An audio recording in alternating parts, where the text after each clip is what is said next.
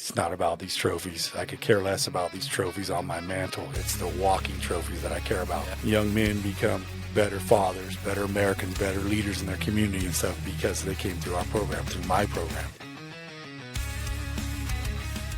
Hey there, and welcome to Above and Beyond, the podcast where excellence meets elevation. I'm your host, Jan Simon, and I'm here to bring you real, unfiltered conversations with the people who are pushing boundaries and building something bigger than themselves. Digging in on mindset, mission, and the moments that shape these high performers and purpose-driven leaders. Whether you're chasing your next level or just getting started, you're in the right place. This is more than a podcast. It's a mindset, and we're taking it above and beyond.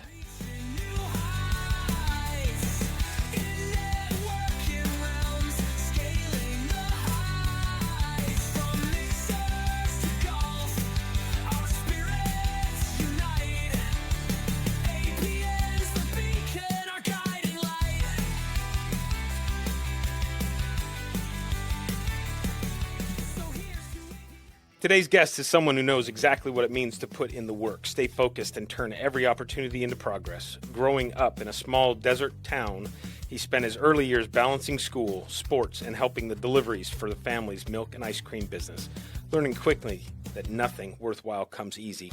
That mindset carried him to the football field, where he fought his way from Orange Coast Community College all the way to earning a full-ride scholarship at the University of Tennessee at Martin.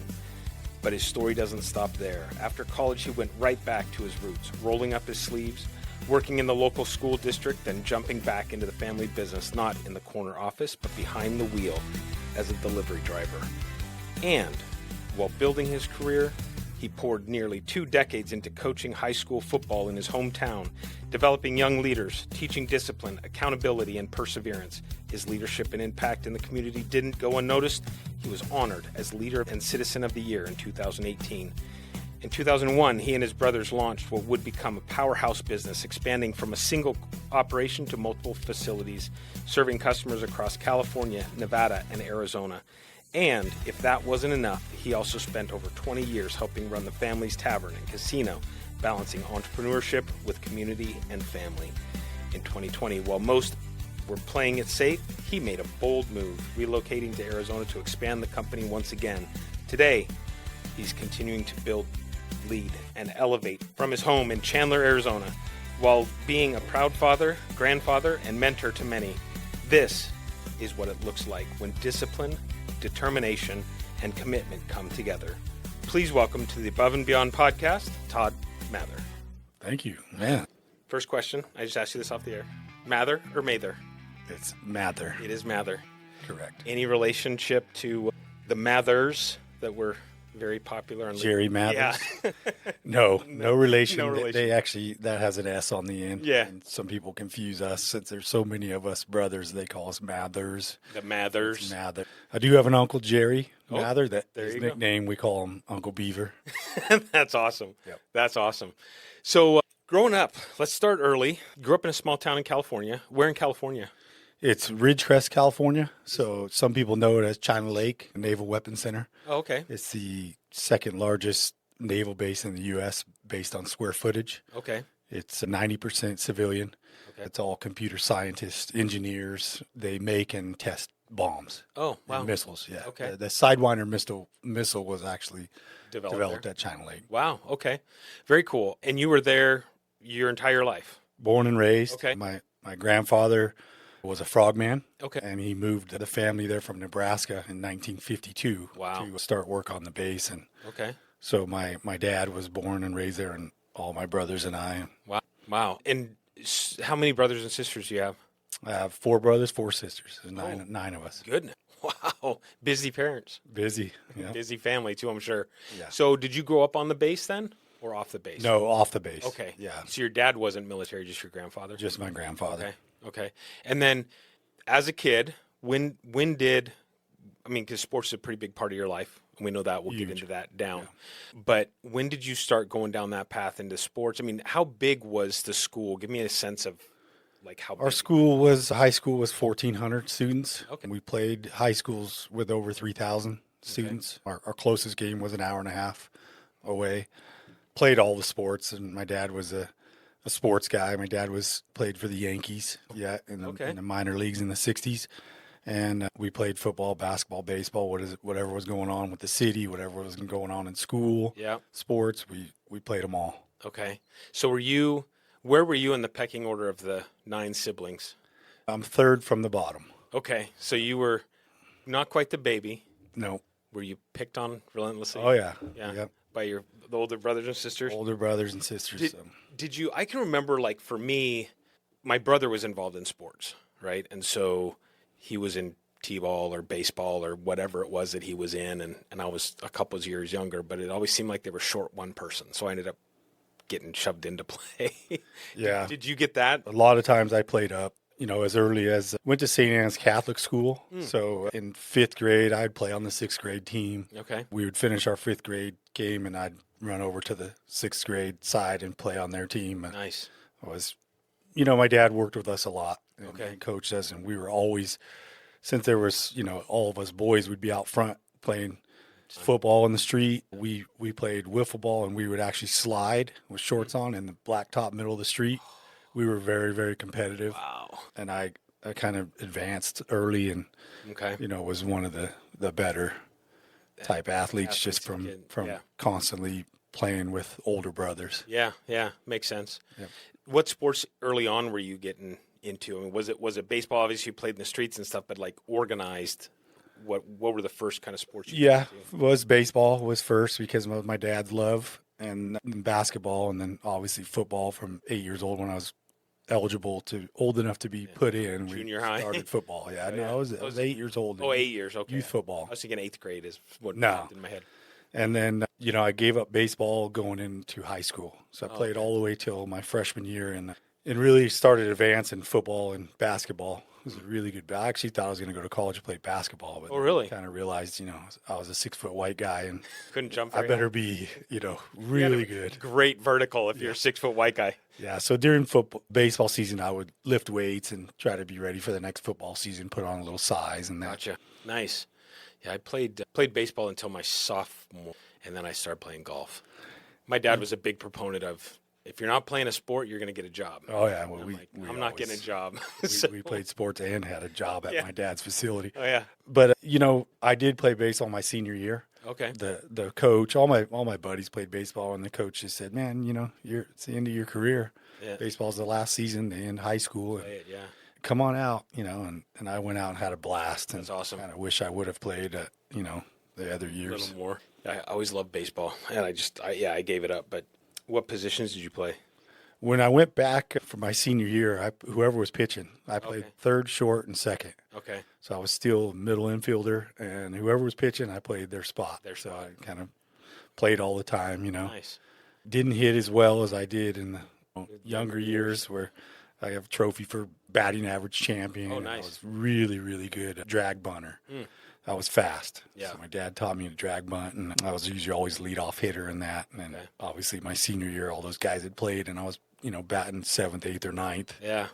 But depending now, if you ask Karen was explaining to me her rotational theory with regards to the batting, and that it's not just because you're 7, 8, 9 doesn't mean you're a bad batter. Yeah, you just have to put someone down there to turn the lineup. Exactly. You got to get it through the end of the lineup. So, with regards to the store, did your dad have the store, or because it was a ice cream? Yeah, shop? It was milk and ice cream. It's called Mather Distributing. Okay. First was Mather Dairy Service. He started that in 1976. Oh wow. Okay. He was working for a milk company, and a guy was retiring, and my dad ended up buying it from him, and just grew it from there. Did you guys have land and cattle as well, or was it just? No, it was already he bought it, processing stuff. Yeah, or from Ador Farms. He was with Ador Farms for 20 some years, so it was already processed. He would just pick it up already in gallons. And, Did you guys make your own ice cream? No. Okay. No, my dad distributed for Dryers ice cream, Ben & Jerry's, Haagen-Dazs. Wow. We had all that. The Big Ed's, never at a lack for sandwiches. ice cream in the house. Our freezer in the house was always full. My ex-wife's father, when he was still working, so my ex-father-in-law, he was a driver I think he actually did coffee, like a coffee route, but it was like Hostess. So they had before when the first time she came to the house, my parents' house, which was way northeast Washington, and we had no money. But she comes in, she goes, "There's no food in this house." I'm like, "I've never thought about that." Mom makes everything from scratch, right? So I go to her parents' house. The first time I ever experienced somebody with a freezer in the garage, and it was full of like Hostess cupcakes and ding dongs and Twinkies and all that stuff. yeah. I'm like, what? We had milk, eggs, cheese, Oh, yeah. all that, man. Every ice cream you can think of, Sure. I actually drank milk more than water. Really? Back then, yeah. I'd come kidding. home dehydrated from football practice and have 2 glasses of milk instead of water. That's whole crazy. milk. Yeah. That's awesome. That's awesome. So growing up, then you graduated high school, went to play college football at Orange Coast. Yeah, I almost Newport said Beach, Orange County. California.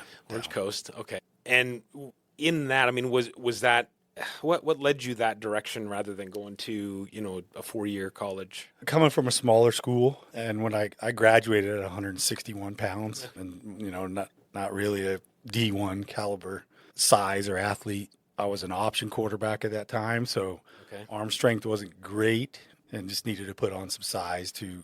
I knew I had the talent to get to the next level, just not the size, and had to develop a little bit, mature a little bit, and get a little more arm strength, throwing those deep out routes. And Isn't it crazy? Like I grew up in a super small town and played quarterback and free safety, and never thought I was that great. Looking back now, I think I was actually pretty, like, knowing now what I know, but nobody ever supported me through football.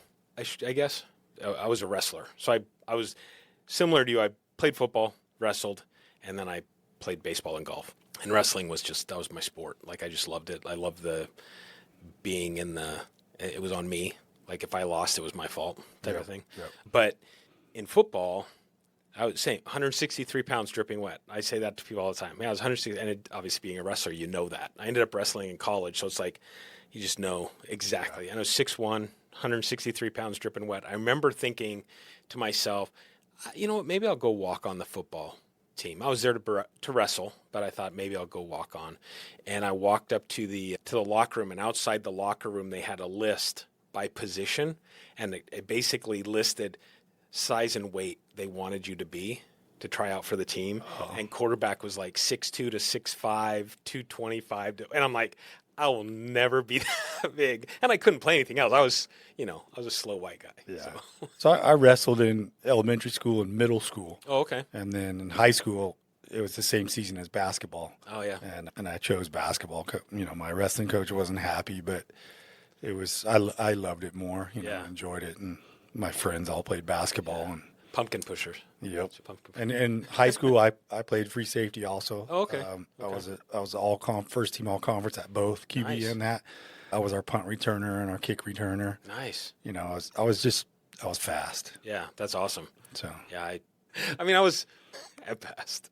I think I ran like a 4.7 or something. Anyway, so you went to play JCO, and then from there you went to Tennessee. Correct. Okay, and what led you there versus? I mean, was that like where you got offered, or what happened? Yeah, that was the best offer for me. I had a half scholarship offer to Texas Texas Tech and Clemson. They were nowhere near the caliber that they are now. Yeah. And Tennessee Martin came in looking. We had a great offensive line at Orange Coast, and they came looking for linemen. Said they had a quarterback, and they were watching film on our linemen, and they told my head coach, hey, who's offering your quarterback? And he said, Weber State and some other teams in their conference. And they said, well, we want to offer him. My coach said, well, I thought you said you had a QB. They said, well, we don't want to play against this kid. Yeah, there you go. So we'll let him ride the bench. Yeah. So kind of, went on a trip there, and one of my receivers was going there, and one of our linebackers, and just kind of was, it was a good fit for me. So going in, you knew some guys. Yes, knew some guys. Was comfortable there. It was a small town like Ridgecrest, where I was from. Kind of wanted to get away and see where I could go with it. Get 23 miles from home, 2,300 miles from home, where I can kind of focus 100% on myself and football and see what I can do. Yeah, yeah. In that time, we'll talk about from let's say when you were 8, when you started playing organized football, through high school into college, outside of your dad, which I'm sure he was probably a huge influence in your brothers and whatnot. Was there anybody, a coach or anybody like that influenced you with regards to, I'll call it an ego pump, like, was like, hey, Todd, you're pretty good. Or was that more an internal mindset? No, I did have some great youth coaches. I think Ray Hellman was a real influence, a coach for me. I was his quarterback 3 years. I didn't make it to the senior team in youth football because I wasn't big enough.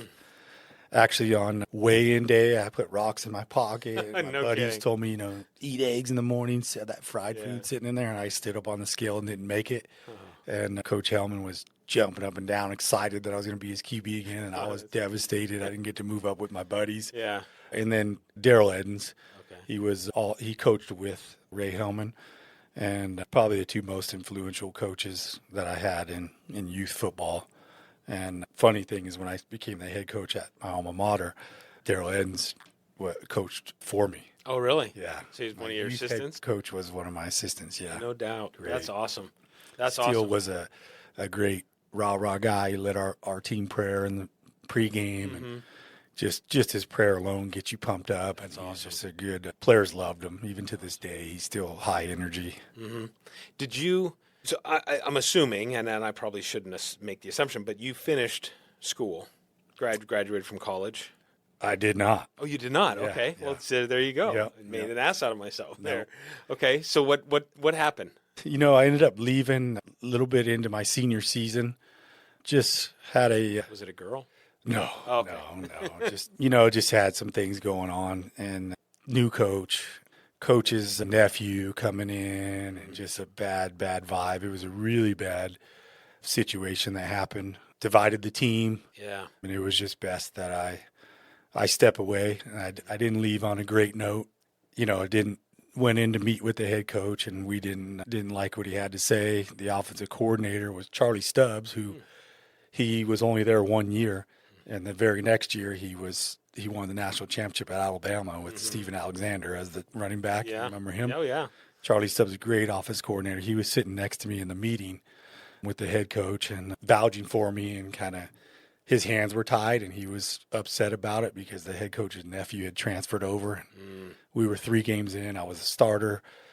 We had hit every goal that Coach Stubbs had set for us, being on ESPN, leading the conference in offense, and just, the head coach just had a lot of influence. So it didn't go well. Kind of my dad's baseball career ended is back exactly how I kind of cleared off his desk on my way out the door. Oh. And left, and the head secretary lady was crying, Todd, I'm so sorry to see you go. And I just had a couple of teammates that were the defensive captain was my roommate, Preston Jones, who was head coach at Perry High School here, Brock Purdy's head coach, and he was my roommate.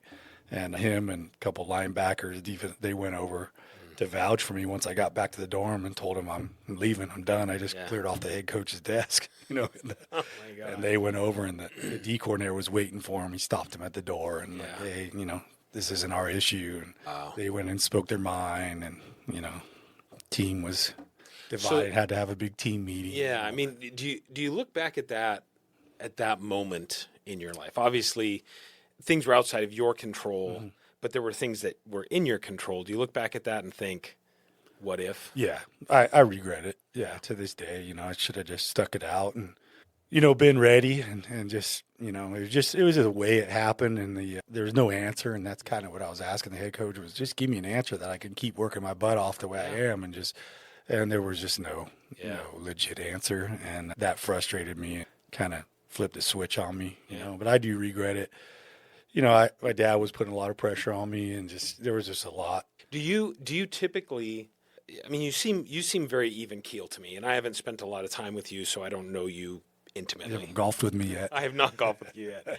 I have golfed with people who golf with you, and I've heard a lot of language. Frank probably has some stories. Yeah. So, are you quick to blow up typically, or are you kind of more you got to push the right button and then you? This episode of Above and Beyond is brought to you by the amazing sponsors who help bring this show to life. A heartfelt thank you to Above Par Network, elevating connections and creating impact. Foundation Insurance Services, protecting what matters most with confidence and care. Maritime Credit Card Processing, empowering businesses through expert consulting and unwavering support. And Rocks Ink Calligraphy, bringing beauty and personal flair to every handwritten detail.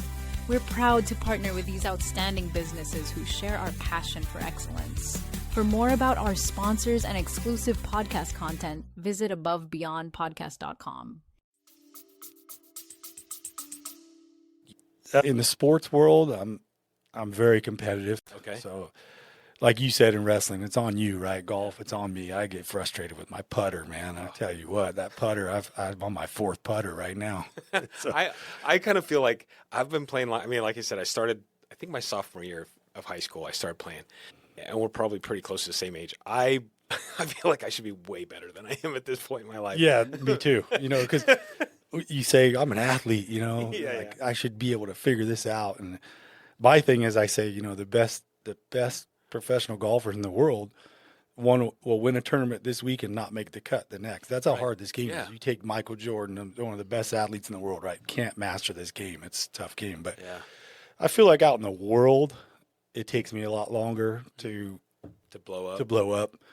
But when it comes to sports, like I coached on edge, right? I played on edge. Yeah. I golf on edge. That's awesome. So you finished school, didn't have the ending you thought it would. Yep. At that point, you just head home, or what happened there? Yeah, I packed my Toyota pickup truck home up and then drove home. 23 hours through the night. Drove home and met with my high school basketball coach, was a counselor at the time. Met with him about if I could petition to NCAA to get that year back. And you're talking 1994, 95, not like it is nowadays. They play 9 years. Yeah. And they denied it, and I realized I was done, and really, really regretted it. Do you think you could have? I mean, things have changed so much since then. I mean, it's so funny because sometimes I look at old photos with the pads and stuff, and it's like these square boxes. But do you think you could have at that point maybe trained hard in the off season, gone to an open? So I did. We did get a phone call at my dad's, at the work, Mather Distributing, from the BC Lions. Oh, okay. So I did fly up to Canada for a tryout and did really well. Like I said, I was fast, and I was probably more of that style of football, roll out quarterback on the run, throw. And I made it to the end, made it to the last day with another guy that got cut by the Arizona Cardinals. Oh, wow. And we were the last two quarterbacks, and they called us in the office and met with us and said, day or two before you guys got here, we signed Andre Ware from the Detroit Lions. Oh, He's a Heisman man. Trophy winner. Yeah. Go with him. And I wanted that for closure. Yeah. And my dad asked me, hey, when they called and said, he said, will you train and go, and this will be closure for you. You're either going to make it or not. And it was closure for me. Knew I wasn't good enough for the next level. They actually had said, you guys might want to try another team. We think you have the talent for this level. And it was it. Did you ever think about another position at that point? No. It was one of those hard deals where I knew, the next level is a little bit above my talent level. Gotcha. And headed home and with some closure. Yeah. And went to work. Nice. And then how long after you went home did you then start coaching? Because you were coaching at your home high school, right? Correct. Yeah. So went home, and one of my best friend's dad was a superintendent of schools, got me a job in the transportation department. So I worked there for a few months, and then my dad had a driver that had quit, or left the company and had a spot for me. So I went over there, and I was delivering to a little convenience store, and the new superintendent had walked in, or principal of the school, Ernie Bell, and he was with the new head coach, brand new head coach from Canada. Okay. Jeff Steinberg, one of my best friends to this day, actually my mentor. I learned a lot about being a head coach from him, and introduced me to him as I'm, filling up a store with milk, and stood there in the store in my milk uniform and talked to him, Okay. and decided to go out coaching. So it was within a year. Okay. And so then you did that. How long were you in that program? Because part of it was probably assistant coach. Yeah, I was assistant coach. So I started in 1998 and assistant coch I was with him until 2005, and we won our only school championship in school history. Our school was established in 1944. Wow. We won the CIF, kind of Southern Section state championship. Okay. And our team's only been there 3 times, our high school. 1974, which I was born. 2005, they lost in 74. 2005, we won it. And then my head coaching last year, 2017, we were in the state championship, and we lost. Oh, wow. So we've been in 3 times. I've been coaching twice. But I was with him till 2005. Our whole staff left the high school in 2005. I started coaching my son, Brock. Okay. So I went to the youth football league and started a team, at 8 years old. Sure. Full contact. Okay. And brought them up. I think I was down there, so almost 6 years. And the high school head coach position became available, and my youth team was very, very successful. Gotcha. And a lot of the parents, the community was pushing for me to be the head coach. Yeah. Because in 2006, I didn't feel like I was ready, and I'm glad I didn't take it then. Yeah. So with the success of my youth team, and I made the decision in 2011 to put in for it, and I got hired as the head coach, and my goal was to have a couple years before that team I had built got there, so I could get the program back on track, because Gotcha. it really struggled. Yeah. I think we went 13-2 or 12-2 in 2005, and then they went 1-9 in 2006. 9-10 before I got there, they were under 500. That's rough. And so it was rough, and so that was my goal, was to be there and get the program back on track before my youth team got there. Okay. And now how many kids do you have? Me? Yeah. 2, just 2 sons. Okay, Yes. 2 sons. Okay. And so Brock, did they both play for you? They did not. Oh. So I was Coach Brock was the older son. Okay. His team, it was one of those things, I know you probably as an athlete or competitor, when you coach the older kids more advanced, it's so hard to go back down.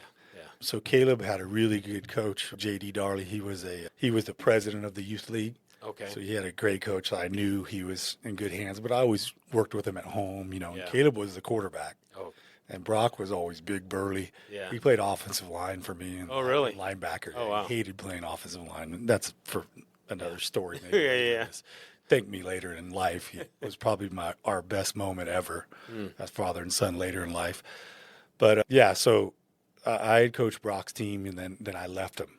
Okay. I left him to 2 of my best buddies to take that team over, Gotcha. continue to develop them and bring them up to high school. Okay. And did the boys end up playing past high school as well? Brock did. Okay. So Caleb played his freshman year in high school, and he had a very bad injury that ended his all sports career. Called it a crush injury, where he broke his ankle basically in 100 places.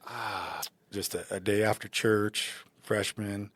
We lived straight across the street from the desert. So Okay. he just had this big jump to get into the desert, across the street there. And he's got his shorts and a collared shirt on, puts his helmet on, Vans shoes.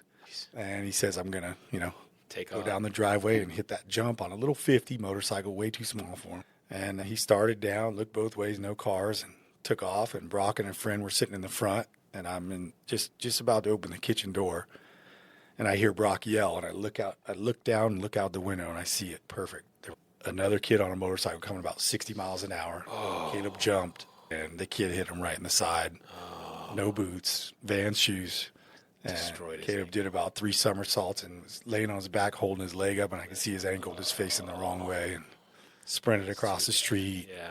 My wife at the time had gotten the pickup. I told her to get in the truck. She backed up, and I threw him in the back seat, and she took off, helped the other kid, and stood there and, took care of the motorcycles and got the other kid to go home to his dad. Oh, my gosh. That's too bad. Yeah.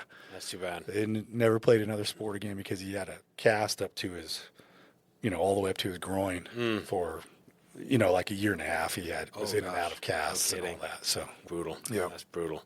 That's rough. So Brock continued, played at Bakersfield Junior College. Okay. Very prestigious in California, and one of the best junior colleges there is.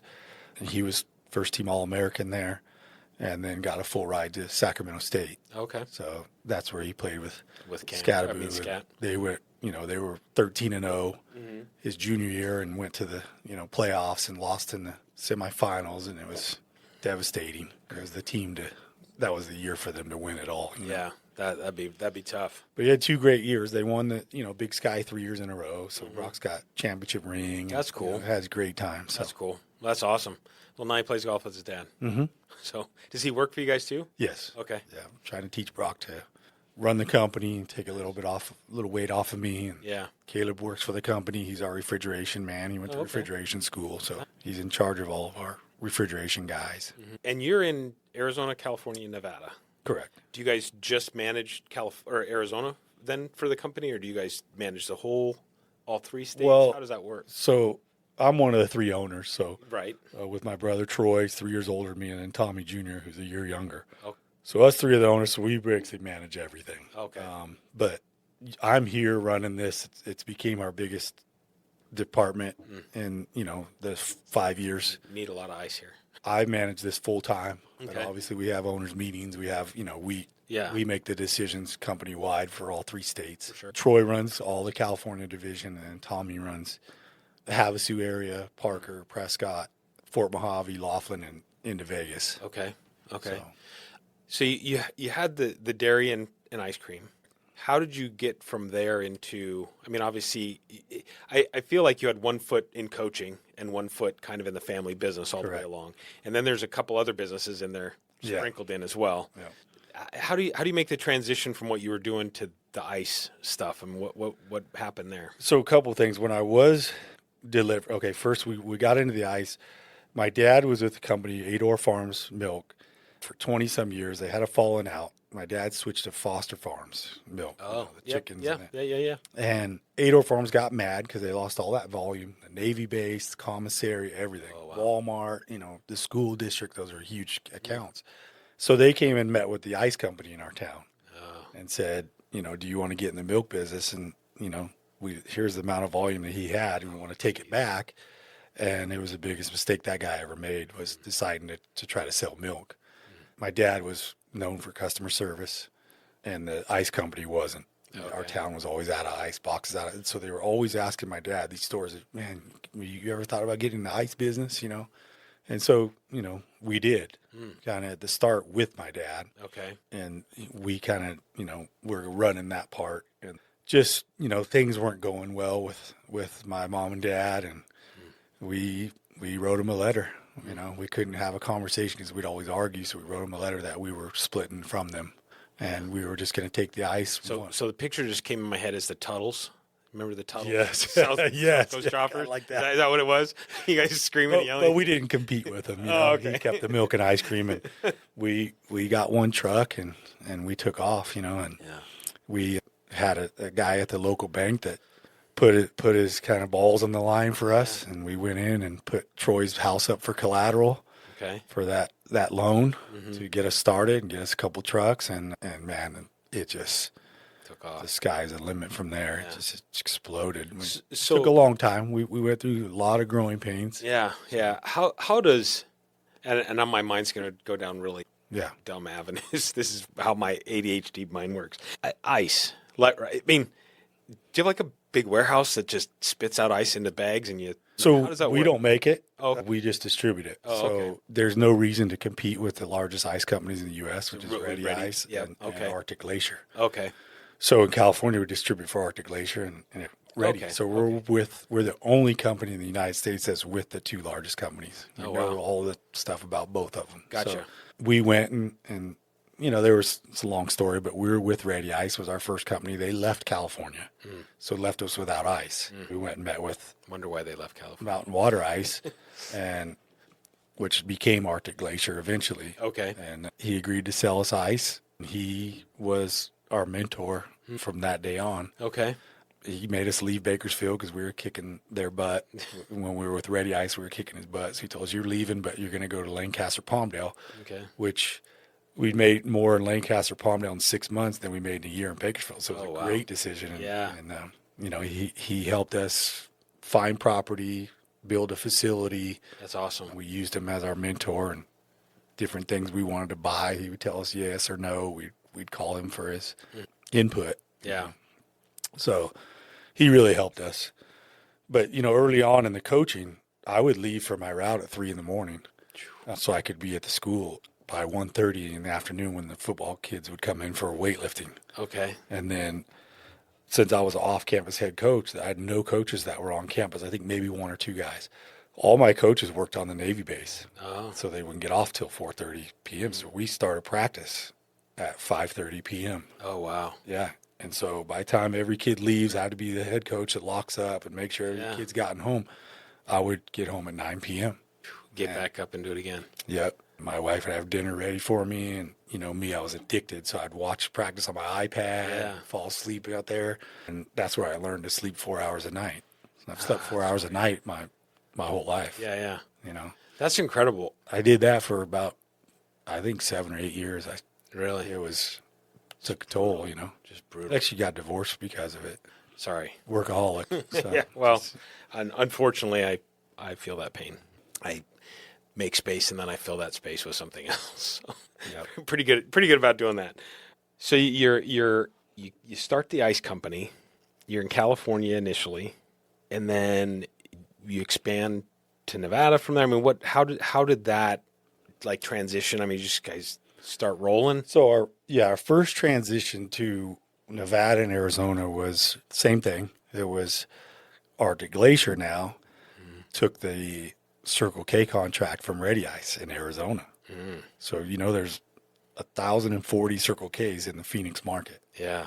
So Arctic Glacier won the contract. Oh, wow. And they told us, hey, we have nobody to do 14 Circle Ks and a Smartin final in Bullhead City, Needles, Lake Havasu, and Parker, Arizona. So kind of we have nobody. Would you guys be interested?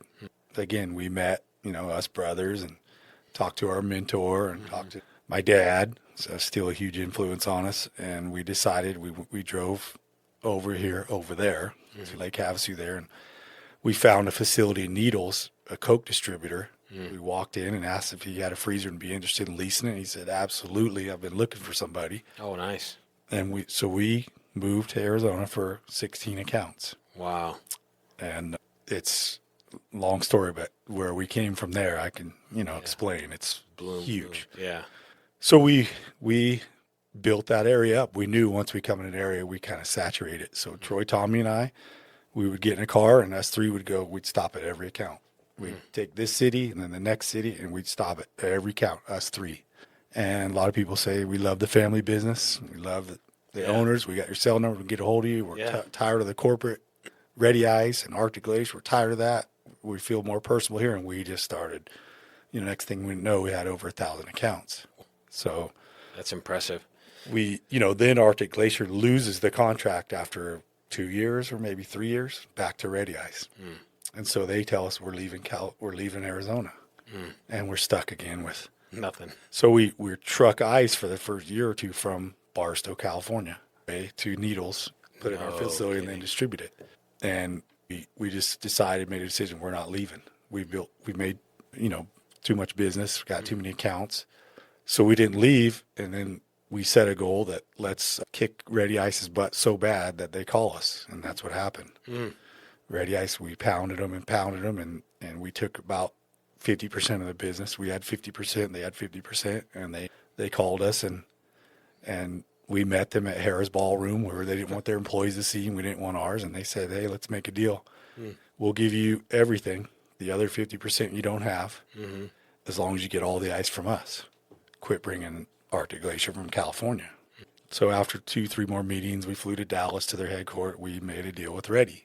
Nice. And we got everything. They went in Havasu, laid off their employees. They said the Mather brothers in the parking lot. They're going to come interview you. We turned all their lease trucks in, brought all our trucks in. We took over their facility. They gave us the keys. We took it over from that day on, and we had the whole river area. Wow.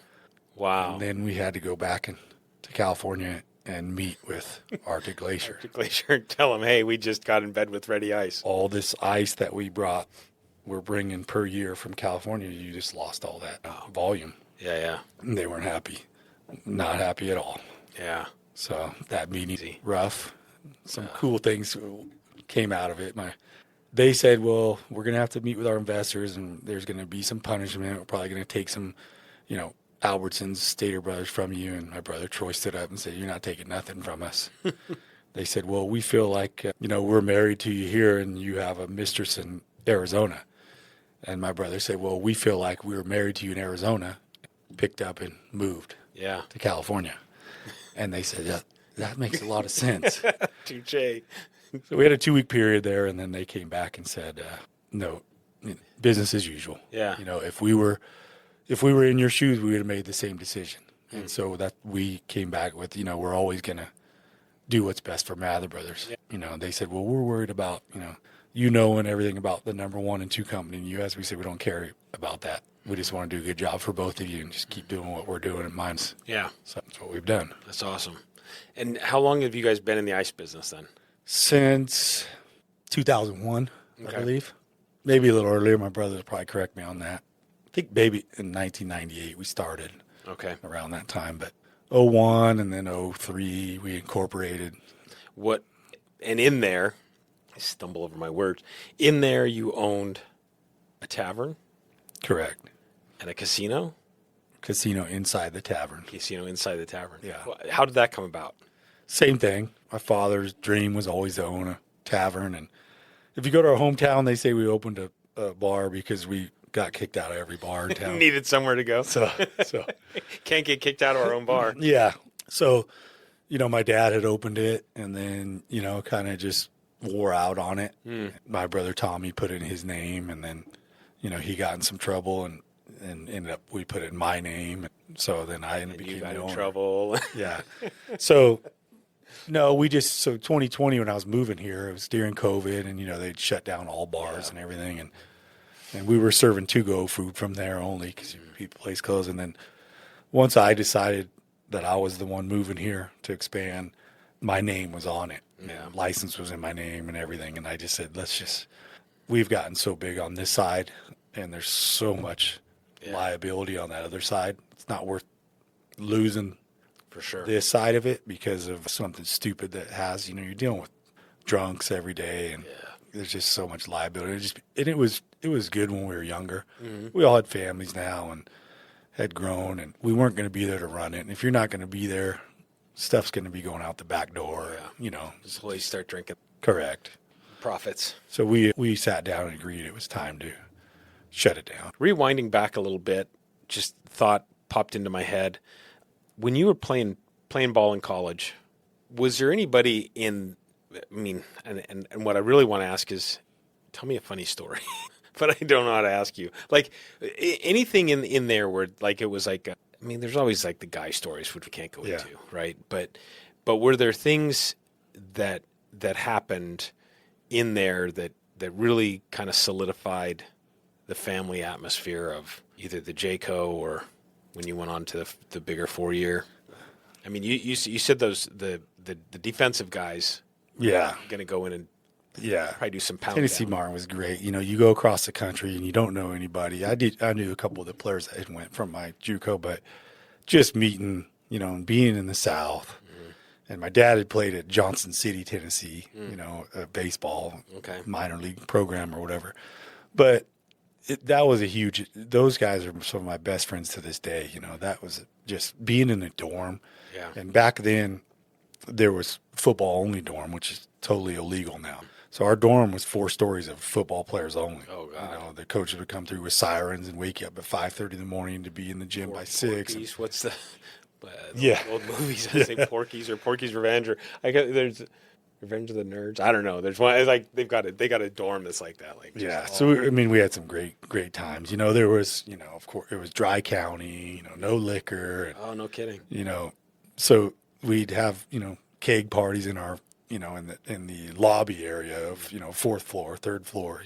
So we had a barber, Rudy the barber. He'd cut all of our hairs in the hallway. Just all kinds of stuff that just went on that just can't happen nowadays.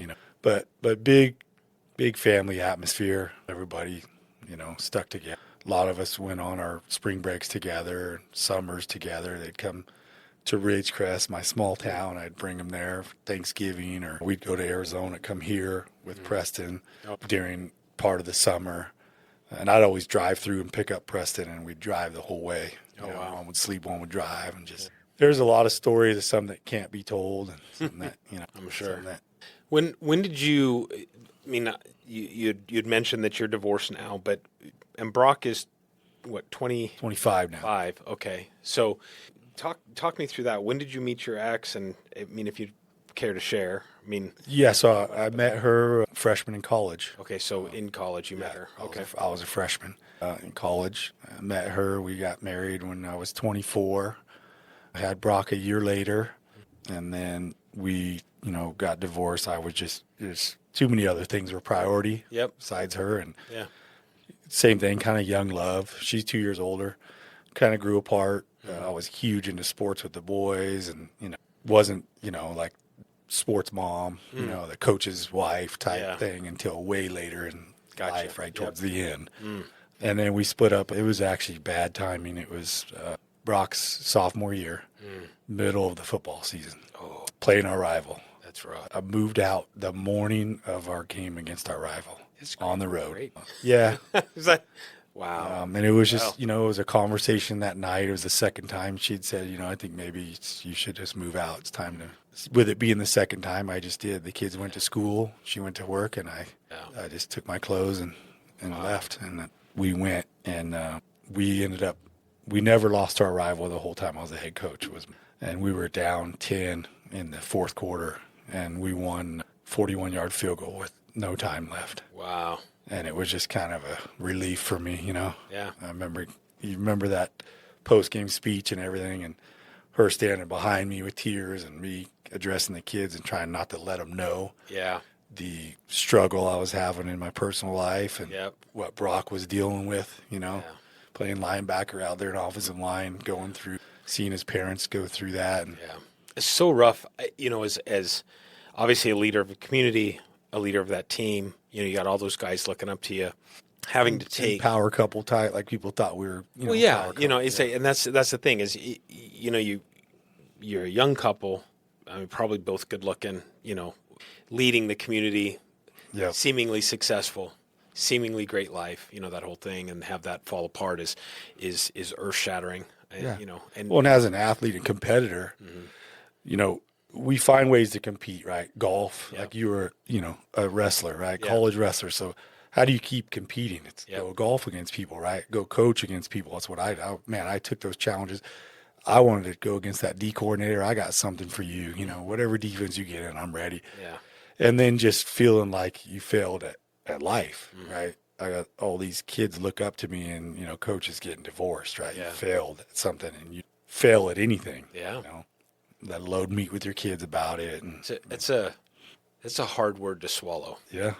I mean, I'll tell you, and having been there, I mean, very similar paths, I guess. It's interesting. My she'll be 30 this year, which is just blows my mind, but she was going to be a sophomore when we finally deciding that we were done. But I just remember that time it was bankruptcy, foreclosure, took my truck back to the bank, divorce. I mean, I was the country song from hell, and that word, failure. I mean, that is exactly how I felt in that moment, or in all of those moments, really. Failed my kids, failed my relationship with my wife, failed, all that stuff. And could I have done anything different? I don't know. I mean, maybe. Yeah. But the thing is, life goes on. Right. Like I still had to get up at 3 a.m. I still had in the middle of a season to coach. There was nothing I could do to stop and, you had to pack those emotions in your back pocket. Just keep going or not. I mean, you could make the decision to say, screw it all. Yeah. But I can tell in the little bit that I know of you and what you very similar to me, that's not a personality trait. I mean, dump me off on the side of the road with nothing, I'll figure out a way to make it back. So learn from it. Yeah. Be better than your next one, and that. And I something. Oh, I don't know. Yeah. No, I'll make it happen. You have to provide. Yeah. Yeah. So anyways, but you're still the man of the house, Absolutely. Like Absolutely. Kids are still learning from you and admiring your work ethic and all that stuff. Yeah. What is it that you do for fun? I mean, we said golf a little bit. Yeah, golf. Is that fun? I don't know. It is. Like it's almost became one of those addictions, you know. I think you're headed there too, because I see you a lot of these. It's so crazy because I didn't play.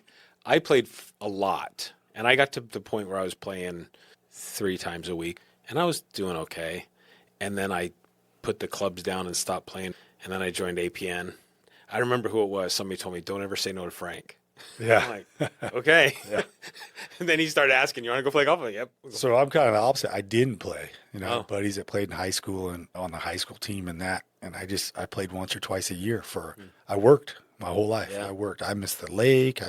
We worked. I mean, everyone's partying and we're out working because our town, everyone heads to the Everybody lake needs on the ice. weekend and we're having to fill up all the stores, you know. Yeah, So yeah. we worked and just missed a lot.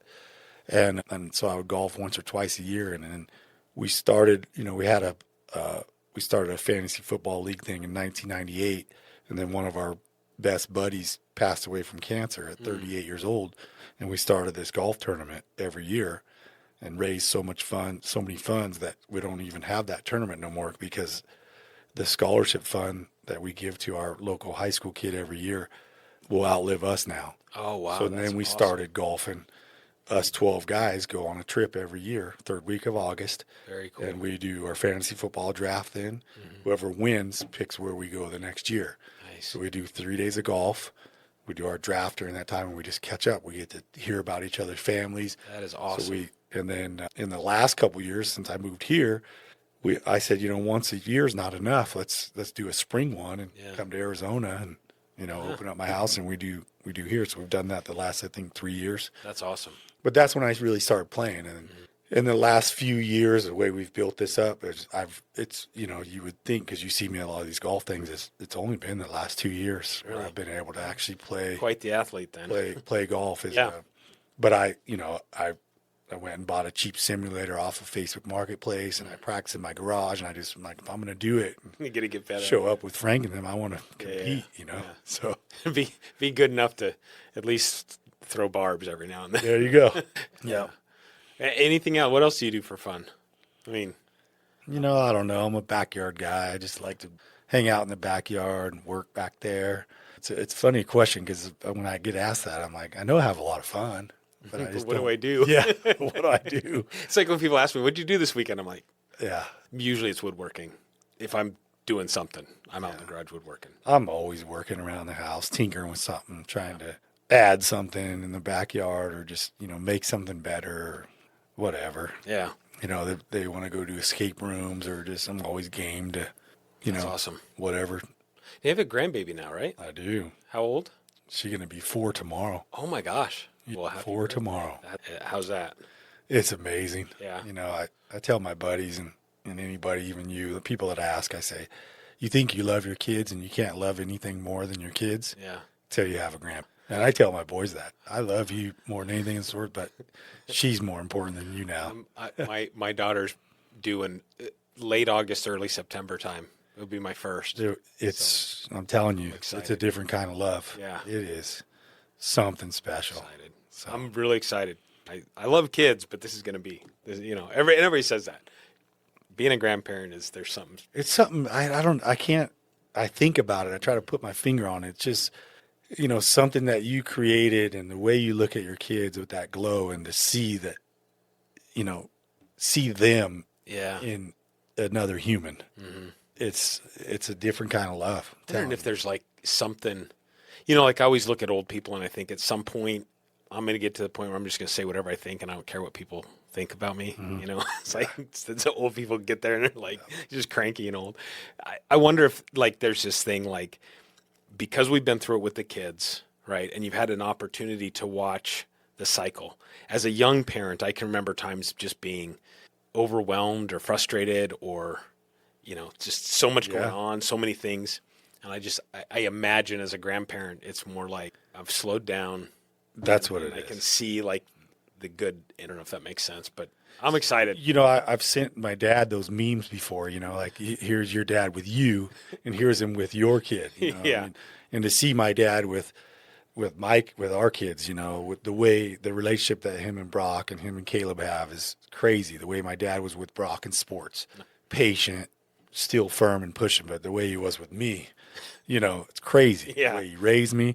And I remember him saying when I sent him some meme, he's like, "Are you complaining about how you turned out? You know, or are you?" Yeah. But that's the grandparents' job, is to be a little softer, and and then, but to see the relationship that he has with my kids and the way with Brock and football, and the tears in my dad's eyes when he'd come running out on the field, or hugging him after the game, or hugging him pregame during they have that parade, the team walks through, and then same thing with me when I watch my Caleb say no. And the grandbaby's crying. I just go, "Come to Papa. Yes, you can have that." Yeah. And he'd shake his head at me like, "I told her no." There is no no. Backing me up. No from Papa. That's awesome. So get her what she needs and then return her. Yeah, that's awesome. That's awesome. But I want to be that guy, like savings account, like put money into an account for her every month. And then, if I pass away, whatever, when she's 18, 21 and she finally gets access to it, it's like, "Hey, I got you started," and whole better position, something like that. Yeah, that's awesome. So, are you a Disney person? Do you take her to Disney? I don't. My ex-wife does that, Oh, okay. so that's their trip for her birthday. Usually every year has been for the first 3 years. They go to Disneyland, but I'm not. The theme park thing, I keep telling people, I feel like the older I get, the less crowds I want to be around. Yeah, that makes sense. Like going to Disney for me that's for my son to take her. I'll take her somewhere else that's not, There you theme parkish. I just Yeah. waiting in those lines and this, same thing. Everything's, $20 for a hot dog and $8 for a bottle of water. It's just like, it's not my thing. All those crowds and Makes sense. yeah. Where did you go from here? Where's Todd go? Where's Mathers go from? You guys. Business wise? Yeah, are you growing? Are you looking Yeah. to expand still? So our big expansion is in Vegas now. Okay. We're really starting to grow that this year and next year. And then I told my brothers, I think, after this winter, you don't expand in summer because it's just like right now, the busiest week of the year. 4th of July is the busiest week of the year for every ice company in the U.S. But I think we will expand to Tucson next year from here. I got a lot of calls from Tucson, just unhappy with service or just want to know. When you expand to someplace like that, do you then need to set up a new hub, or can you deliver from here down to? So like Tucson, we'll deliver from here. Okay. There's no reason to go get a hub there. Just send a guy down there in the morning, 2 hours to get there, and bang out these stops this day. And so we won't get a facility there, but like Vegas, yes, we have a little facility out the backside of Ready Ice actually. And that just started this year. Okay. Last year we did it out of Fort Mojave. Just too many hours for a guy, and just too hard on a lot of fuel, a lot of hours driving. And so by the time your guy gets there and does his stops and drives back, it's tiring. It's just risking too much, risking accidents and tired and that kind of stuff. So any other concepts you're looking at? Any other businesses, or you just think you're going to focus? I always have thoughts. We were talking earlier about the garage thing down here. I've always, with my buddy Preston, I became a big Purdy fan because he coached him, right? Yeah. So he drove down to my championship game, and then I came to theirs 2 years in a row where Perry was in the championship against Chandler High School and that. And so I watched Purdy when he was in high school. So I became a fan, and so I've always had this concept in my mind. So here's what I'll tell you about that garage thing. When I said I went and looked at it, I had this concept of a bar restaurant with right here on Gilbert Road, where you have a big screen TV that's up high, like on top of the bar restaurant. Whereas people are driving by, they're seeing the game on, right? Oh yeah. And I wanted to call it Purdy Relevant. Oh, so this bar is Purdy Relevant, right? Then I got rid of that concept, the relationship we have with Scattaboo and that. So then, I had talked to Scattaboo about let's open a place called Scattabrews. Oh, that's pretty cool. Because of the fame that he has here. And you naturally get people for ASU games and that. Do it in Gilbert. Now Giants games because of his name. You're naturally going to get a crowd, right? Yeah. And if you have the right concept, it's a go. Yeah. But having owned in a bar before and that, and then a restaurant, tomatoes might be $20 today and $60 tomorrow. You can't change your menu. It's just a tough business. And it's like, do I really want to deal with that at my age right now? Maybe do it for the kids. And the second thing the last thing is I've been thinking a little bit about discussing with Mike Eber or somebody about opening one of those indoor golf facilities. Those real big, nice ones where you have the restaurant part with it. There's so many great people in APN that you feel like you could team up with and say, hey, let's us 4 or 5, you, TJ, Uper, these guys, Eric Lopez, Frank, whatever. You're like, hey, do we all put in this much and like open this facility, and make it one of those. Have you seen those big pickleball restaurant, chicken and pickleball or something? Yeah. But the way we all love golf is to do like a golf concept like that. It always surprises me here, and I think there was one up on like Baseline in Higley or Baseline in that area somewhere. Anyways, there was an indoor golf place for a while, and I think it was just the wrong location. Yeah, or wrong concept. Yeah, wrong concept. But it's one of those things like, okay, because you got to figure out, okay, how do you cycle people through, right? Because you have to think about it. I think from a restaurant perspective, you got to turn the tables. Well, you have to, and then you have to have the food to keep them there longer, right? And because if you get somebody in that they're going to play for 2 hours on a bay, and you only got half a dozen bays, well, they're not going to eat. But you think about the best concepts, right? In-N-Out Burger, Chick-fil-A, right? It's very limited, right? Yep. Let's be good at what we do. Yep. So if you can have that limited menu, right? That's very good. Yeah. Even Doghouse with Amy and them, it's a great menu. Yeah. It's a great concept. Be good at what you do. You don't need this big elaborate menu where you're not great at anything. Yeah. What are you known for, right? Yep. Chick-fil-A, what you're known for. In-N-Out Burger, you're known for, right? That's it. You have that small concept, but you have this great golf atmosphere, the music playing, the bays are open, they're clean, they're available. There's a lot of info coming back. They have those new ones now where they have like a little weight room attached where they're teaching golf exercises and stretches and stuff. But there's a concept you can come up with your own. But you're like me, like as a businessman, I drive by buildings all the time and go, that's a perfect area. There's a lot of traffic. Like, I could do that. If we could do that, it has no. It has to be successful. Oh yeah. For sure. There's no way it couldn't be. Right. Yeah. So I do that all the time. So I'm driving by and then I'm like, it's just hard to say it on air, but you got to put your balls on the line. Like you have to take chances, and you have to.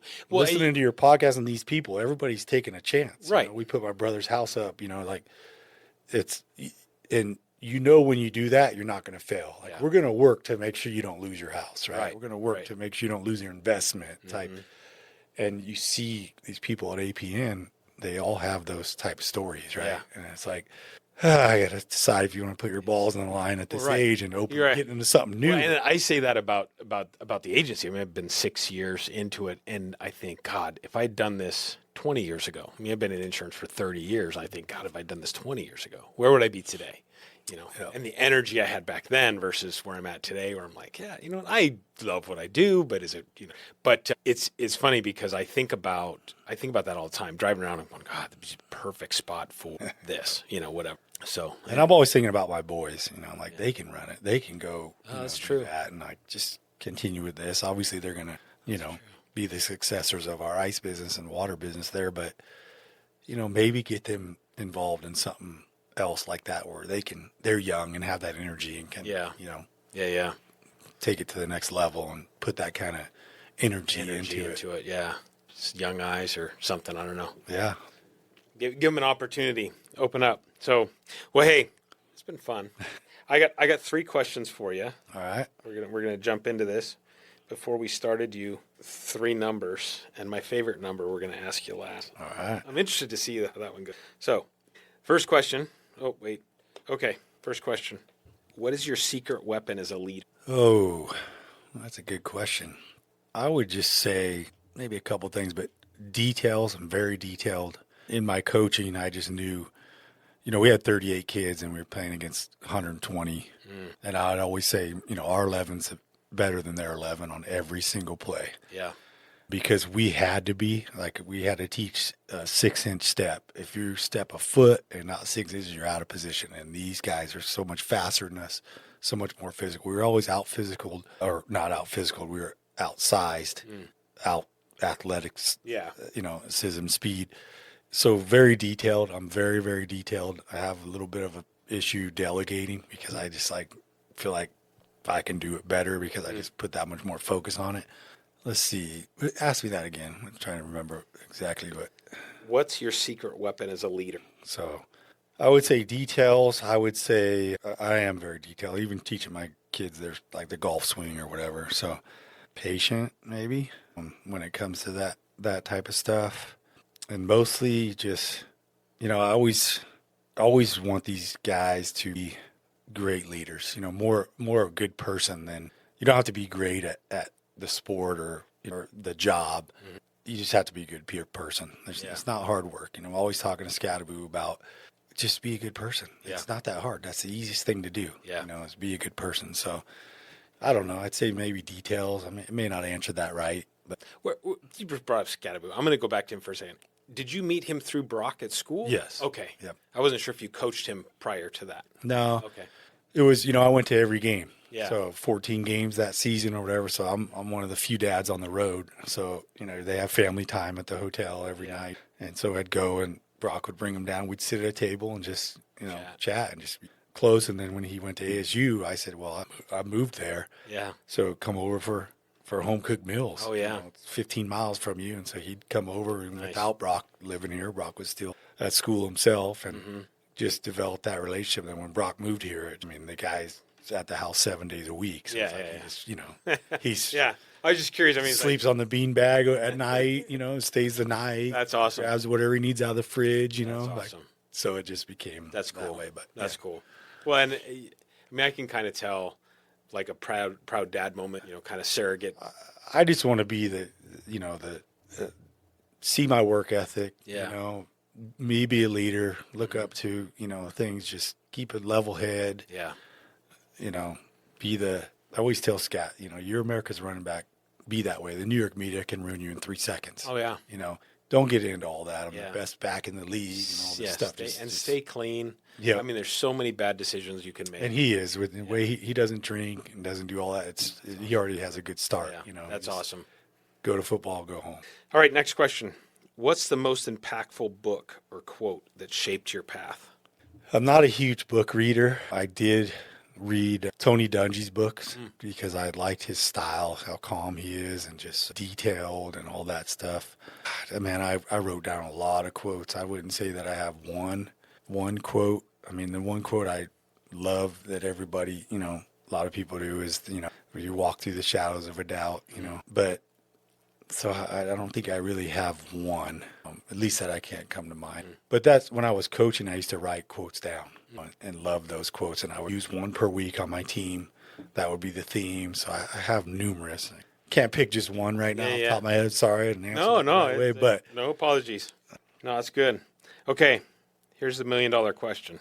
You got one answer. I think you're going to do okay at this. You got 60 seconds to inspire a room. What's your message? Message is, kind of what I just said about being a good person. Life is not easy. Life's not fair. It is what you make of it. Be fortunate, thankful for the gifts that you have. God never gives you too much to handle, Just you have one life to live. Just make the most of it, How do you want to be remembered? How do you want people to think about you? It's easy to be a follower. It's not easy to be a leader, Yeah. I always want to be the leader. I want people to say, that guy is a good person, someone that you can look up to, someone that you can follow. He always making the right decisions, doing the right things. So I've always wanted, and I talked to Frank about this weekend, is I'll be in the shower thinking, right? And it's like, I always wish that one day I had a platform where I could speak to the world and just, unite us. I truly believe I could do that. Yeah. That I could unite us. It's like, it's what are we getting out of all this gang stuff? Yeah. What are you getting out of this gang stuff? What are you getting out of graffiti and ruining people's stuff, stealing people's things, right? Not helping someone on the street. I'm always the person that's giving, $1 or $2 to the guy at the gas station, right? And even though they don't deserve it. It's like, that guy may have been me one day, right? And got dealt a bad hand, didn't handle it correctly, right? But I just feel like if I could speak in front of the world to just unite everybody and say, look, let's hit the reset button. Let's all just take a step back. Yeah. It's so easy to open a door for someone. It's so easy to ask someone how they're doing, what's bothering them, inspire them, pick them up, help them. And I feel like it's just, if you had a week to just pull all these, I don't care if it's gang members, terrorists, homeless people, drug addicts, if you had a week just for them to listen to you speak, even if it's rambling on, I feel like by the end, they would have some energy, have some wide open eyes and be like, this guy makes sense. This guy he's inspiring. He's gave me some things to think about, to do that type of stuff. I just feel like I have that influence. I've been told that, my fiance now, ex-wife, my friends of mine, they're like, people look up to you. And I'm like, why? Yeah. They're like, you just have that aura about you, as from being a coach and having the, seeing all those kids' eyes look up at me, Yeah. And I remember, and I think Brock showed Frank this video of them interviewing me after our state championship loss, and I got this big trophy, for runner-up type thing. And I said, it's not about these trophies. I could care less about these trophies on my mantle. It's the walking trophies that I care about. Yeah. It's that these kids, young men, become better fathers, better Americans, better leaders in their community and stuff because they came through our program, through my program. Yeah. From what me and my coaches instilled in them and what we stood for and what we always strive for and push them towards, is just being good humans. Be the next leaders in our community, Yeah. Whether you come back as a coach one day because I inspired you, like Ray Hellman did me and Daryl Evans did me. It's just, what are you going to do in this world? What are you going to do for people that are less fortunate, For having 38 football players, it's like there's only 38 out here out of 1,400 students because that many others aren't willing to put this kind of a commitment in this much time. Yep. How do you walk around campus and be, high five special ed kids, right? Less fortunate kids that look up to you, rather than being that bully or that, there's no room for that in this world, and let them know that, hey, your girlfriend is somebody's daughter and he will kill you. Yeah. It's the most precious thing in that guy's life. Yeah. How to treat him, how to be that person and just, it's the world is rough right now. And I feel like it's just everybody to just calm down, Chill out, take a step back, flipping each other off on the road. And I'm guilty of that too. Yeah. We're just so on edge. And it's look at us after 9/11, right? When we were probably the Raised most together. united as we ever were. And I say, look at stadiums during the national anthem, right? Like that's when you're united. And then you root for who you want and I root for who I want. And we have our little battle, right? Yep. But it's like, how do we stay that way as a nation, as a world? Well, and I mean, first, that's beautiful. I mean, I love what you've just said because I fully and wholeheartedly believe that. And I believe the majority of people out there feel the same. Like, how come we can't? And it's probably trite to say, hey, why can't we all get along? But I mean, really that piece of it. But to be able to pick people up and be able to say, okay, how do I help you where you are and what you need and whatnot? But I think it's commendable, and you look for, it's interesting. I have like 84 thoughts going through my head right now. I feel the same. I feel like people, whether they look up to me, they look up to you, or they look up to somebody else, we all put our shoes on the same way, one at a time, lace them up the same, quote, air quote. Actors, actresses, movie stars, rock stars, whatever. We have honed a craft. We've decided we are either passionate about something, love doing something, or had to do it out of necessity to provide for our family. And we've continued to do things. There's people along the way that have either helped us, propped us up, or drug us down, right? And we have to make those decisions on which one of those three are we going to hang out with. And I look at you, and for you to say, if you had a stage, for 20 years working with those kids. Yep. And I guarantee you there are some of those kids that are no longer kids out there that are probably saying some amazing things about you as a coach from when you had an impact. Like, I think about the reason I wrestled in college is because I can remember the day that my wrestling coach looked at me and he said, I believe in you. I know you have it in you. My senior year, and I don't remember the exact number, I was undefeated. my senior year of high school in wrestling. And I ended up having to wrestle this kid from Deer Park in Washington, a small little school. And his name was Rich. Anyways, I wrestled up 2 weight classes. So I was 163 pounds, dripping wet, wrestled 178. And I wrestled 178 because there were 3 of us that pretty much grew up together wrestling. And all 3 of us were equally as good. I either took it in the shorts and wrestled up or was actually better and wrestled up. I don't know. My wrestling coach thought I was better. So I was undefeated, had to wrestle this kid. And he was a true 178 pound, probably cut from 215 down to 178. And he kicked my ass. My first loss of the season, right? Fast forward, we're at regionals to go to state. My best friend who started wrestling late in life and I love him to death, but he's a goob. I mean, I love him to death still to this day. We get together once a year and just love spending time with him. But he ended up qualifying for state on an injury disqualification. So a kid that he lost to got injured, and I got pissed. Well, I had to go to wrestle, and if I lost, I dropped into another bracket. If I won, then I went on to state, to wrestle in state. The kid I had to wrestle was the only kid that beat me. I pinned him in 58 seconds. I mean, there you go. Literally can't even remember what happened in that match. But I truly believe that's because somebody like you believed in me, and outside. And my parents believed in me. My parents told me great things, but it's that whole thing. You never hear your parents say that stuff to you. I mean, say it to you blue in the face. I don't remember having those conversations. My dad was a coach, and I mean, I went to baseball camp almost every year. And, again, looking back now, I think I was probably pretty good. I didn't think I was. I just didn't believe in myself. But so my whole point in that long diatribe that I just went on is I commend you for taking the time that you did to have the impact on those kids. And hopefully, I believe, a good impact on those kids. And I would hope that at some point you run into one of those kids along the path of life that stops you and says, "Coach, you remember me?" And you'll be like, "You look familiar."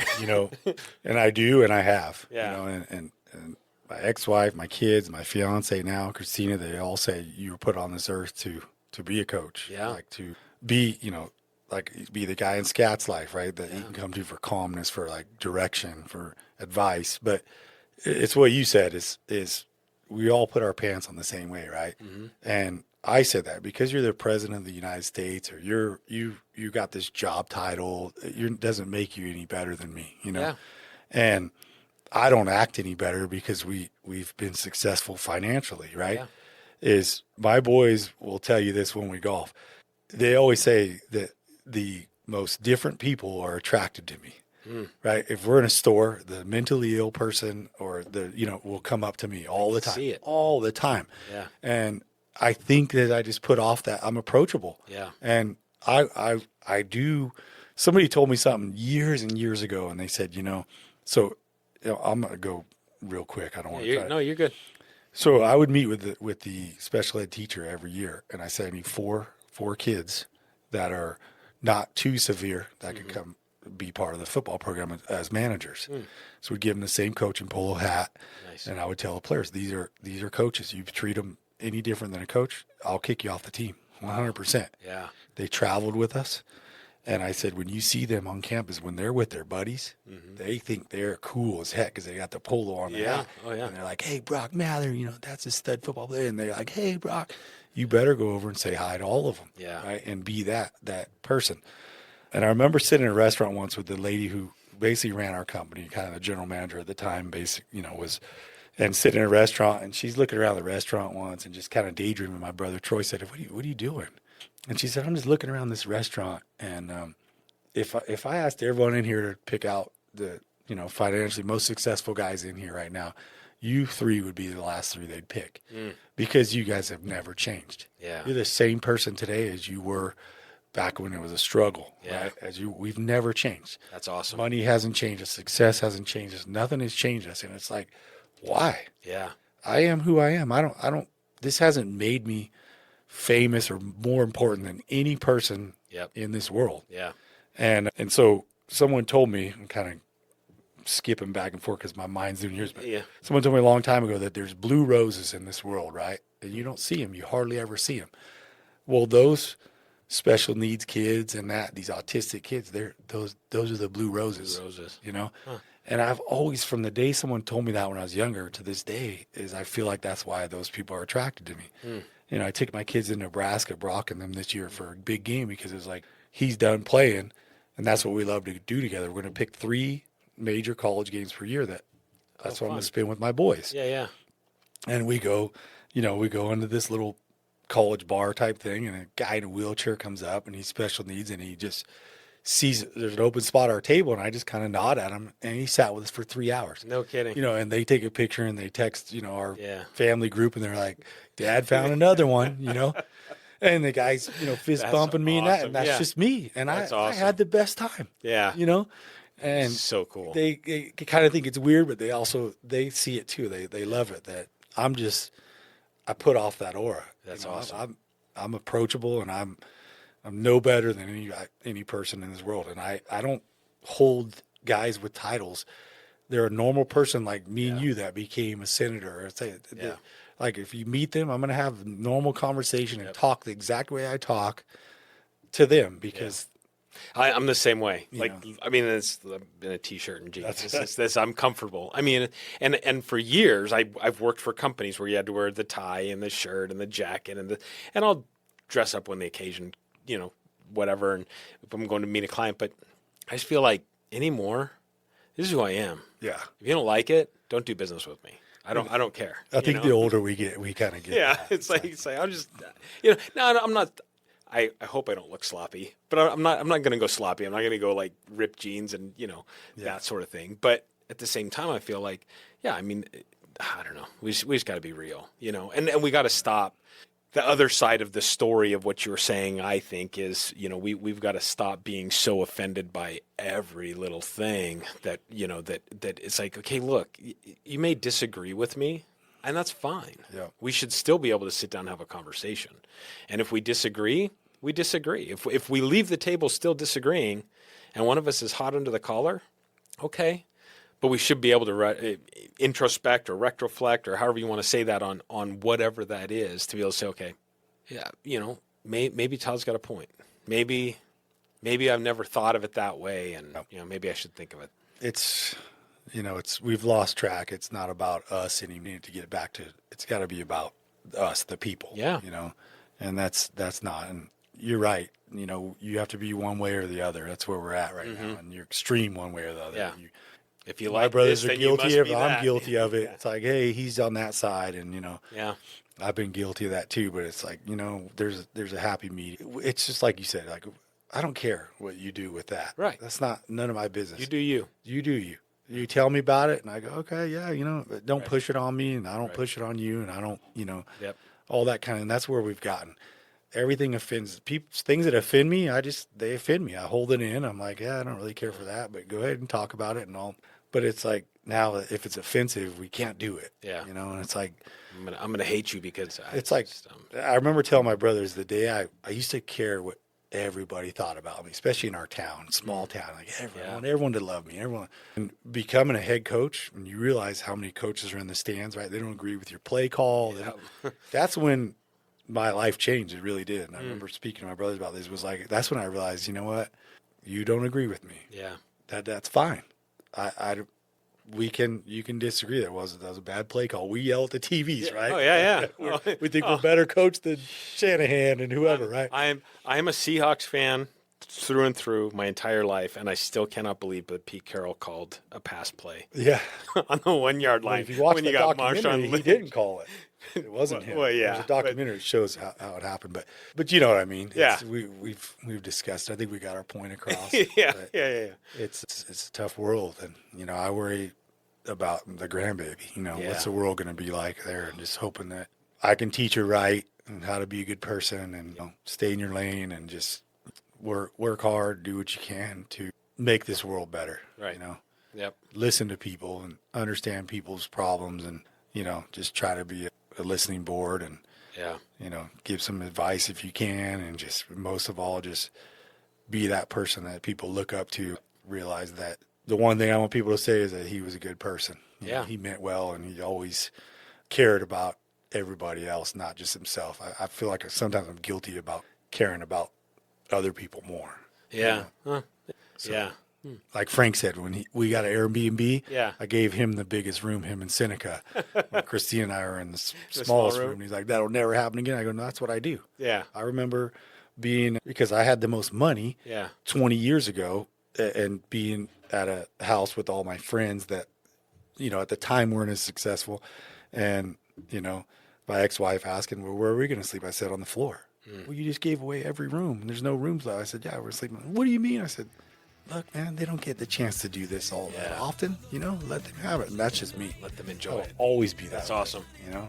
Very cool. Everybody who comes on the show gets a gift. Oh, So you got a challenge coin, and then you've got a cup there or a glass there for whatever your beverage of choice is that is engraved with your name and the year for coming on.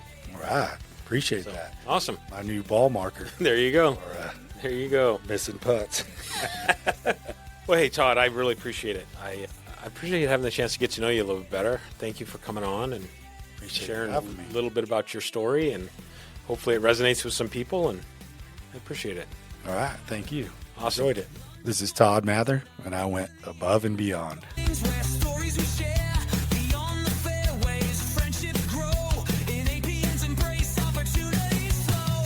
No happy talking, just real deals, authentic connections, the kind that heals. From Palm Springs to Pine Top Grace, APN's network spans every place. Above Pond Network, we're going above and beyond, reaching new heights. In networking realms, scaling the heights. From mixers to golf, our spirits unite. APN's the beacon, our guiding light.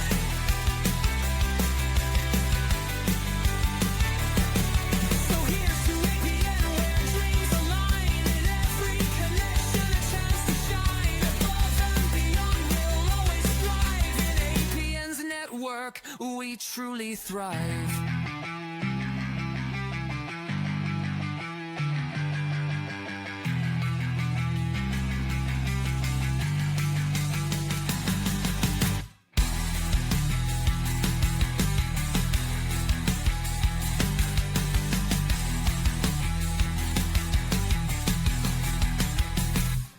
Like, share, and subscribe to Above and Beyond, where excellence meets elevation.